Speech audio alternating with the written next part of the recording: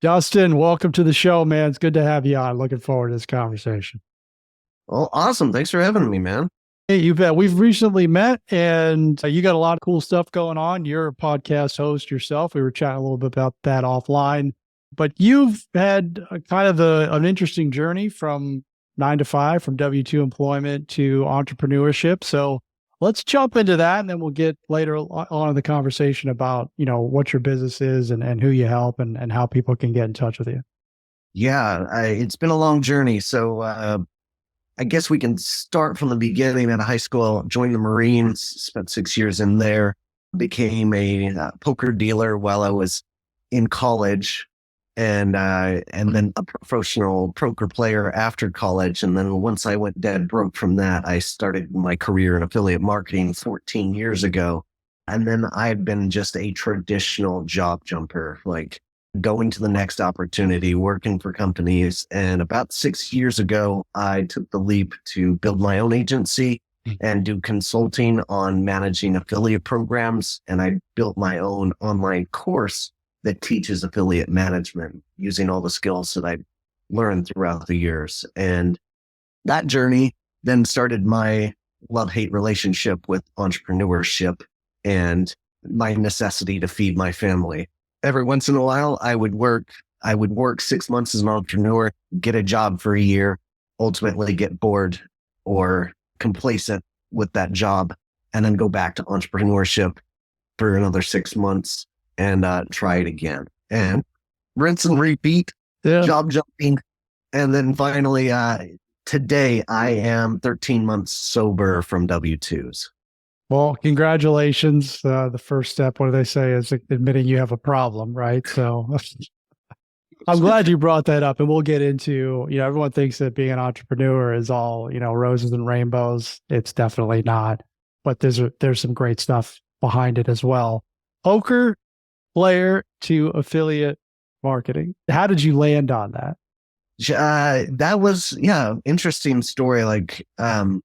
Poker playing gave me a good recognition of reading people and using strategic thinking for figuring out problems. And my military background combined with that got me my first job at Commission Junction. It's called CJ now, but I was in the fraud prevention department. So I would consistently go and find bad guys that were scamming money from clients on CJ. And so I had to figure things out. And that took me into like recognizing how much money affiliates were making out there and how much money was involved in affiliate marketing. And it just got me hooked.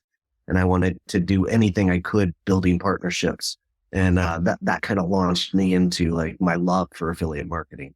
Awesome. Maybe talk a little bit more about what affiliate marketing is, at least in the capacity that you do it, because I think there's just a lot of misconceptions about what it is, but what can it do for a business? And then I want to hear about how you started, how you built your agency, because I think the listeners are definitely going to be super interested in that. Sure thing.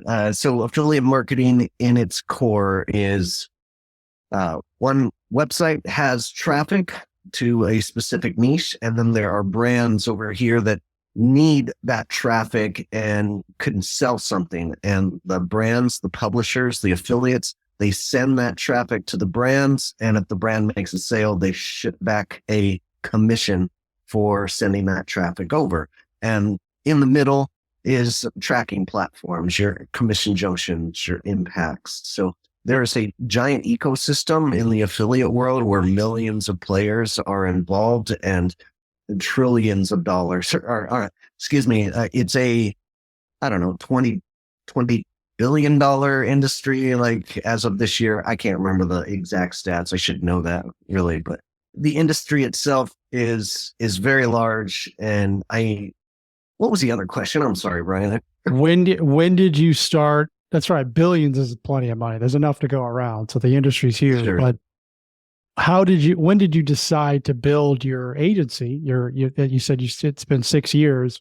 And Yeah. what was that like? And, maybe talk about the experience of building your agency. Cause again, you were going from 9 to 5 to now you got your own thing. Yeah. the starting off small as a consultant and grabbing one client was very gratifying and awesome. But then you soon realize the troubles with like spinning plate syndrome, as I like to call it. So Yeah. you've got your, I'm marketing myself over here with my website, with my social media, and then I'm doing the content for that marketing. And then I'm got to balance my client. I've got to take care of them, but I also need to do sales to get more clients. And then once I get to 3 clients, now I don't have any more time to do all these things. Now I have to hire somebody, and like stress and anxiety, everything builds up, and then plates fall down, and you crash, and you don't know what to do, and you don't know where to go for this help. And these are all learning lessons that you just develop, and nobody gets it right the first time. You're going to fail at this stuff. A large majority of the time, like I don't know any successful people that got it right the first time around. So I know my journey has been a myriad of failures, but they were all learning lessons. And the day that I don't learn from my failures is the biggest failure of all. Yeah, great insight, because I think what a lot of people who are on the sidelines thinking about starting their own business is they just see the end result. Like, hey, we're at this spot. And again, you just said it, your mentality is I'm still learning. And so am I. And so is every entrepreneur. You're never done, right? Never. Yeah. There's So so much more, more to learn and more people to learn from. And that's why I love podcasting so much, because it's such a great way to pick minds of people that are successful out there and doing the things that you might have gaps in your career with. yeah, no, 100, absolutely. That's one of the reasons I love podcasting. We were talking about it, just all the people that you meet and what you can learn. I mean, I just get, I look at it as I get education for free practically. And, I've learned something with it from every guest. Everyone's got something to teach you, Dustin, everybody. And you got to open your heart to that. All right. So your agency, you had to go through all that, hiring people, figuring out sales, figuring out content, figuring out how to get customers. How did you get your first customer, by the way? Because I think that blocks a lot of people. Talk about that. It fell into my lap in all reality. Like the job that I had, somebody reached out to LinkedIn and needed some help. And I just instinctively just, helped them out. They were a friend of mine in the industry, and that turned into, hey, do you want to do this for like 20 hours a week? And I was like, sure, I don't even like my job. Why don't I just do that instead and start working on content of other stuff? So it fell into my lap. And then that client, it worked for 6 months until it didn't. And by the end of that 6 months, I had picked up more clients, but that spinning plate thing, and like, I'm not making enough money, or I'm not charging enough. And I didn't know better at the time, but what the industry standards were that I could be charging. And I was just killing myself under charging my clients for the work that I was doing. So undervaluing yourself is something that you learn from others and develop your own strategy and your own, you're constantly pivoting when you're running an agency. So Yeah. It's learning lessons every time.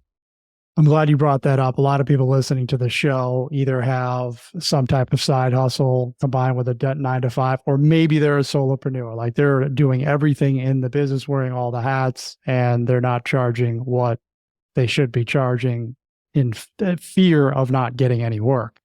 Mm-hmm. What advice would you lend to those people that are afraid to do that? Maybe talk about some of your experiences that you had in upping your prices.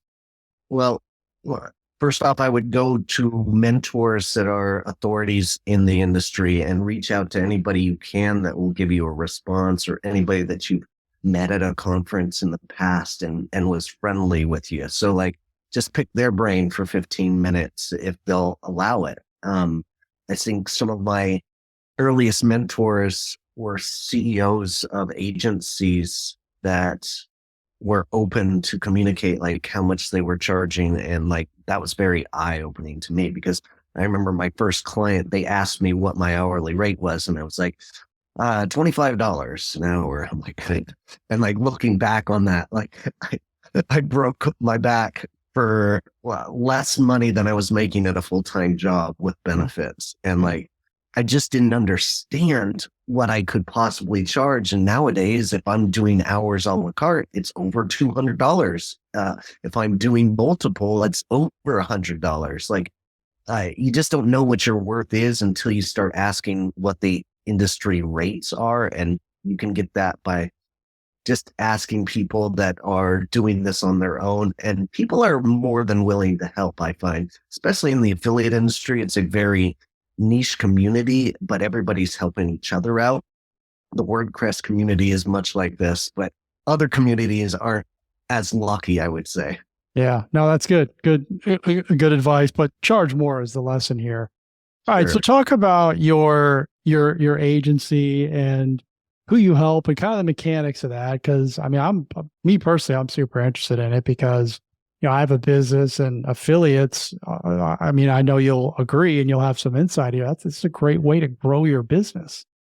Yes, absolutely. And I've recently combined forces with an agency called East Fifth Avenue, and Amber Spears, who has just been an incredible mentor and asked me to come on board like in a full-time capacity. So we're combining forces essentially to build an agency that works on both sides. So we are helping brands to build out their affiliate program and recruit for them, but we're also helping the influencers, the content creators, the publishers that are undervaluing what their potential is in making, sponsorship money and affiliate commissions. There's a large market of creators that don't know what their value really is and their potential to win at affiliate marketing. So we're helping both sides of the equation, and that like building out that team so that I can be in the strategic portion of this and then hand down orders to those below me that are less junior.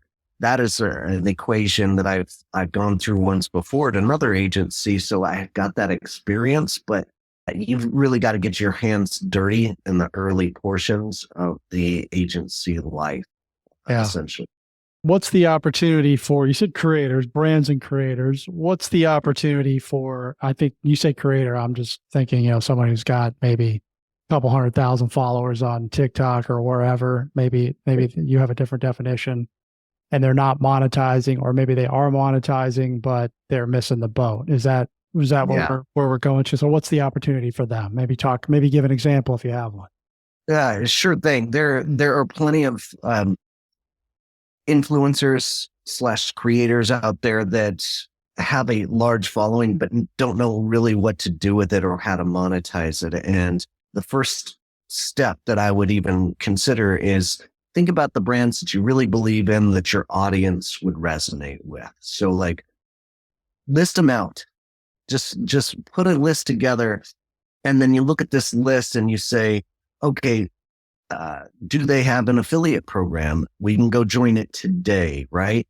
And we can start naturally promoting them if we want. But better strategy is reach out to each one of these companies and say, hey, I'm going to build some content and I really like your brand. Here is my media kit. So that along with our services, we build media kits for these creators. So everybody's worth has a dollar sign estimated to it in what they're worth in sponsorships and what they're worth in commissions for forever. But every creator that we work with, we're trying to get them recurring revenue forever. So we want some upfront fee, but we also want to add the affiliate marketing aspect to it so that they can get commissions internally for the content that they're creating. And that is a very undervalued proposition that a lot of creators don't like attack. Yeah, I like that. That's interesting. So you said sponsorships. We dive deeper into that. I know what you're talking about, but some of the people listening probably have no clue. Sponsorships. Yeah. I like to call it hybrid deal. So let's say you have 100,000 followers on TikTok. Mm-hmm. Now we're going to what's the audience look like? First off is the big question. And what is that audience interested in terms of brands? So if that brand is if you're a dad that is making dad jokes, maybe that's lawn equipment, right? Yeah. And you want to highlight a really cool lawnmower or something and promote that. Like the brands out there, your Ryobi's or Black and Decker or whatever it may be, you would approach them and say, "Hey, I like using your product. Can you send me something free? And I'll do a video about it. And here's my price. It'll be $2,000 plus a percentage of the sales that I bring." And then that company will come back and say, yeah, that sounds like a good deal. Here's your affiliate link so that we can track everything that you're doing. Here's a unique vanity code so we can track that coupon back to your account and give you credit for it. And so you're getting an upfront fee for your time early on to build the content. And you're also getting a recurring commission throughout time for all the sales that actually happen from your efforts. Okay. Great explanation. So in that scenario, and I'm putting you on the spot here and you don't have to, do your best. What's an opportunity look like for that? Like what's the range for someone that is a creator and does something similar to that, like the dad guy? I'm going to start making dad videos, by the way. And you should. Yeah. This is the market. Yeah. So what is it? What's the potential? Well, engagement is bigger than numbers. Anybody can go and buy followers, and affiliate managers that are good at their job will be able to sniff out whether or not those followers are real or not. Yep. There's plenty of tools out there to find that, but the numbers themselves look good, but the true value comes in the comment section where people are liking and commenting, and then your interaction with those folks that are in that comment section is also really big. So I would rather have a influencer that has 5,000 followers and a ton of engagement than somebody with 50,000 followers and no engagement. So the quality in the comment section is really what is the true influence and can be the deciding factor of whether or not brands are actually going to pull the trigger on working with you. Okay. No, that's important. We don't want just the vanity metrics. And your agency, you do all of this for the creator or for the brand in terms of setting the whole thing up? Correct. Yeah. So we will evaluate, if we're working with the creator, we're going to evaluate their strengths and their weaknesses. And then we're going to give them guidance on how to improve all of these processes first. And then we're going to build this media kit so that we can reach out to the brands that they are interested in working with and then negotiate deals on their behalf. And with those, we'll also, a lot of creators don't have websites or anything forward facing. And so that has to be built out as well, because you need a place to start building your email list. Inevitably, if you're a creator on YouTube or anywhere, you need to have some kind of your link on your social profile should be leading to your website where you can capture people to be your followers on your own list, because YouTube and TikTok, they all own that list. Those are their followers in reality, even though they're following you.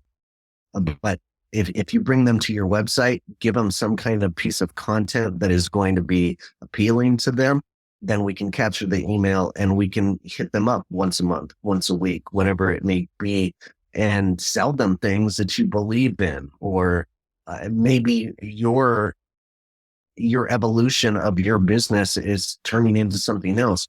You're going to give them the first sneak peek of that. And that's a really good community that you're starting to build just outside of your social profile. Yeah. Okay. I want to give this back to you. So as a creator, all right, I got 100,000 followers. I have no website. I've seen that. That's a big mistake. we need to have a website and a way to collect people's email because TikTok, Instagram, YouTube, they own every one of those followers. They could shut it off at any minute. And then it's like, okay, well now I'm a nobody. Nobody knows me.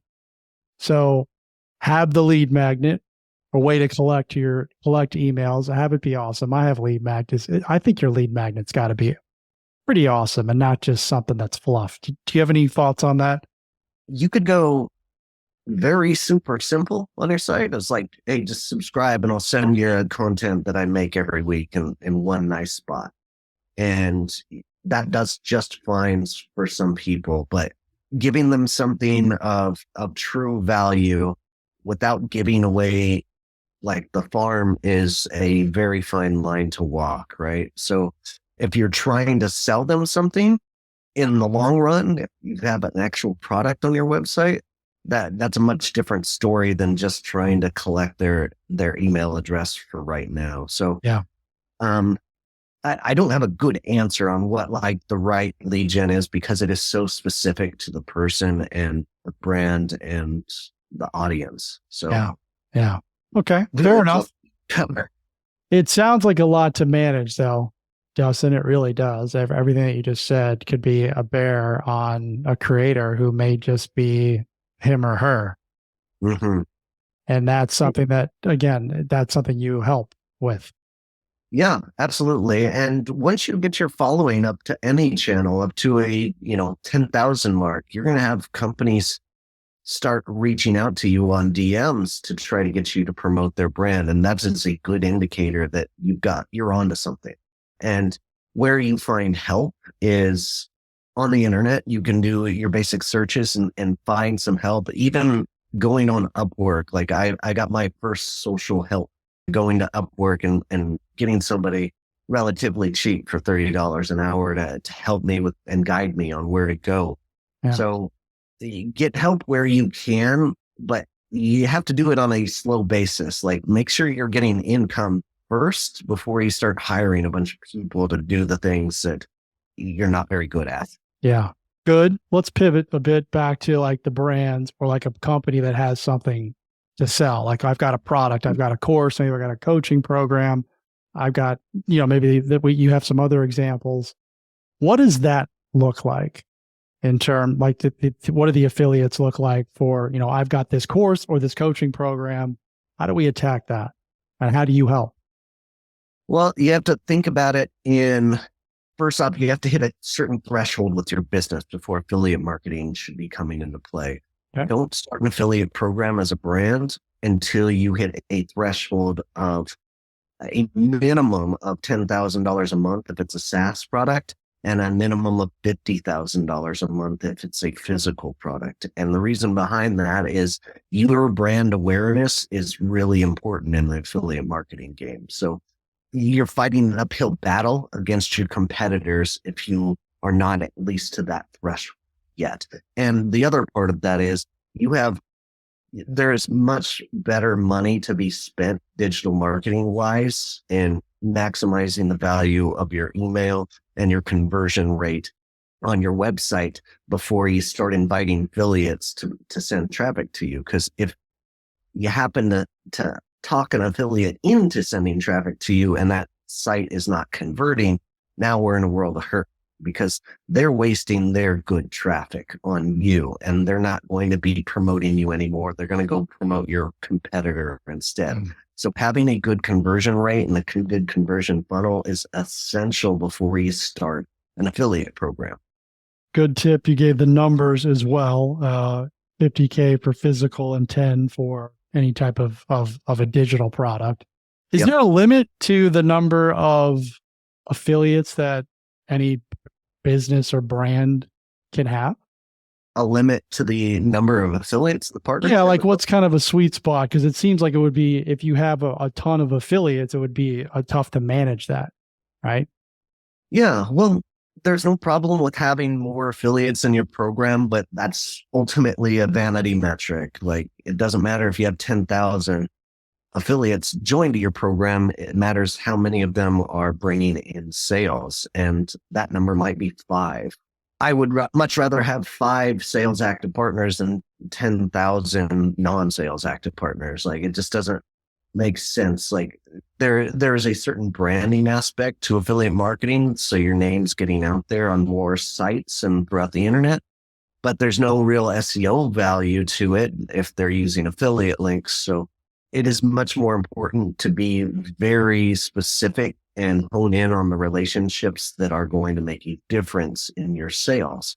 So when you think about partnerships, just think of it as a one-on-one relationship with another company where you guys are giving each other some kind of benefit. And working that way, you're going to naturally collect more and more of these partners throughout time. But like having the masses, that's a good strategy too. I mean, you can have them there, and then if they start to make some traction, that's when we warm up that relationship even further if it wasn't on your radar to begin with. What makes a good affiliate? Is there just a certain profile? Like, is it like, especially in your world? I know that we can go down a lot of different roads here, but what do you look for when you're picking an affiliate for one of your clients? I'm always looking at their SEO value. And so my favorite strategy for every affiliate program is to find the real estate on Google for the keywords that that brand wants to rank for. So that keyword is best lawnmowers. I want to look and see who's on the first two SERPs of Google and figure out who are these players, or any of them affiliates. Can I get on their website immediately? Like, what's it going to take to get on their website? Because if you get your links on their website, that is instant success for your affiliate program. On the other hand, if you have to ask people to create content, it might take 6 months to rank on Google. But if they have a very good domain authority, they can do it much quicker. So the opportunity is looking at the keywords that you want to rank for and touching base with the people that are already ranking for them. That's always my first step when I'm auditing an affiliate program or launching a program. Like, those are the first people that I'm going to reach out to. And it goes the same with YouTube. Like, you can do the same, not just on Google, but the YouTubers that are ranking for these keywords that you want to rank for, they're making content in that space, and they figured out how to rank for them. And that video itself isn't going to be a good fit unless you can get in their description today, but they might be making other content in that same genre that is super relevant. So we want to get a hold of them and try to bring them in as being partners as well. Wow. You're just making me rethink my whole YouTube strategy here. So I'm glad you're on. You said the real estate on Google. That's important. You were referring to a backlink, were you not? Yes, absolutely. Okay. So that is of high value if you can get referred on somebody else's website that ranks on the first two pages of Google. And that's not easy to get. No, never. And it takes hard work to get a hold of those difference makers, as I like to call them, because they're busy. That if they're ranking on Google that well for like a high volume keyword, they probably are doing very well in the affiliate space and are very busy building out new content and honing in on the relationships that they have existing. So it can be tough to get a hold of these kinds of affiliates, but nothing beats elbow grease and like poking them from every direction that you can to get their attention. And I like to say, if you build a list of 25 difference makers for your brand, never stop poking them until you get a hard no or they agree to some kind of terms. So you just continue to hit every social DM or email or cold calling. I just feel uncomfortable doing it, so I don't do it, but I know some affiliate managers that do. But like, find whatever information you can, and like, a great place to start if they are going to be a big difference maker is start commenting on their content and get them to respond to those comments. And that way your name's on their radar. Make friends with them on LinkedIn, follow them on every social profile you can. And eventually you're going to get a response if you give them that kind of love. But again, that's super tedious and a lot of elbow grease. Right. But I mean, it pays off, and most people are not going to do that. No. No. consistently. So just simply by you doing it and having, I like the idea. Make a list of the 25 difference makers, as you refer to it, Yeah. and just keep going until they give you a hard no, which is, I guess, both middle fingers in the air, probably, right? Yeah. Yeah. Or, unsubscribe, like your bounce Yeah. rate. I don't know what it looks like necessarily, but I have had some just evil like responses to emails that I've reached out to. And, Yeah. um, it's part of the game. It is part of it. But I have also had some incredible relationships thrive from it, from doing that. And I'll give you a great example of my business partner over at AffyStash. So I have a SaaS product that helps recruit affiliates called AffyStash. And about 6 months ago, the owner, the developer, the founder of AppyStash, he reached out to me and said, "Hey, I love your podcast. Love to be a guest. I have this product. Here's a free demo. Would you please take a look?" And I just like pushed him off. Like I was busy doing other things and promoting other things. And he kept on pestering and like kept on getting in there. And finally I was like, all right, I'll take a look. And it turned out to be a fantastic product, like one of the best on the market. And I'm like, what are you doing to market this? And he's like, nothing. Uh, and Yeah. so I said, do you want an advisor? And he said, yes, come please. And now I'm co-founder of that company. And that relationship has blossomed into something incredible because we've, we've had seen 200% growth in the last 2 months since I've come on and like helped out. And I've always wanted to own a SaaS product. And this just turned out to be the opportunity that I was looking for. And it fit with my internal network just beautifully. So the point of all that is if you see a difference maker, consistency and tenacity is a real key to making that relationship and that partnership happen. Yeah, I love it. Okay, so tell me about. I'm interested in the SaaS, the Affy Stash, you Epic called it. stash, yeah. What is it? You said it's to find affiliates or affiliate. Yes, to find affiliates. How, So how does that work? yeah, so you take brand and just kind of what I described earlier is like you take keywords that you want to rank for and you go and find the real estate on Google. Mm-hmm. This does all of that for you. So AppyStash, you put in your brand, your URL, you put in a statement of what your product does and some keywords. And then you just push AI Partner Finder and it'll go find you hundreds of folks that are ranking for keywords that are similar in seconds. And not only does it find the sites and the YouTubers that are all ranking for it, it'll give you the contact information of the people that are the ones that you want to reach out to. So it'll give you a list of 10 contacts at that company. And you just got to search for the ones that are going to be the ones that you want to reach out to, like an affiliate manager, an editor, something of that nature. And then it turns into a PRM and an email machine where you can send drip campaigns through this platform as well. So it's the best affiliate management tool and outreach system that you can find on the internet. And we're just making it a better product right now. Amazing. Now, I'm blown away. I was like, where do I get that thing? So is that something that's like part of? Do you sell that in terms of like, hey, here's access to my software, or is that part of what you do? A tool that you use in your service? That's a standalone software service. So appystash.com is where you go and it's $97 a month. They'll get you 450 credits as we call them. And that's sites that are scraped that you can put into your PRM and you can email immediately. So that is great value for $100 a month. Seriously, because that would take a ton of work, and especially if it's doing all of the emails for you and giving you the data. I like that. You've got a lot of the stuff that we talked about. You've got a lot of this stuff on your site, a lot of education, a lot of content. I saw your blog. You got a podcast. What's the name of your podcast? Podcast's name is Affiliate Nerd Out, and I bring on guests every week, and I find a ton of value of like just picking people's minds, just like you're doing today with me. Like this is what I do. I interview people and I find out what they're really good at and I ask them all the questions. And it's mostly affiliate marketing related. Yeah. I love it. Affiliate nerd out. That's cool.